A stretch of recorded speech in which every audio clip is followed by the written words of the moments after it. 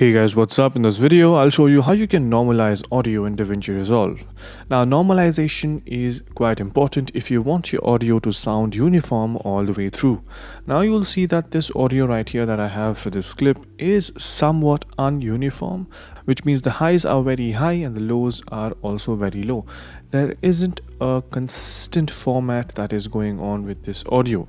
Now, to normalize any audio, there is an inbuilt feature in DaVinci Resolve. All you need to do is right click on the audio clip, click on normalize audio levels, and you will get all of these options. Make sure you select sample peak program, but for me it is not showing independent and relative checkboxes. If it does show up for you, make sure you select independent and it does work better.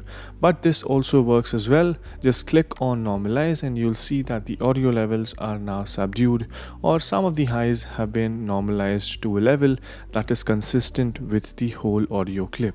And yeah, this is pretty much it on how you can easily normalize audio in DaVinci Resolve. It's quite simple. Hope you guys found this video helpful. If you did, make sure you subscribe to the channel, like the video, and also comment down below on what next videos we should make. So yeah, that's pretty much it for this one. Thank you for watching. Bye bye.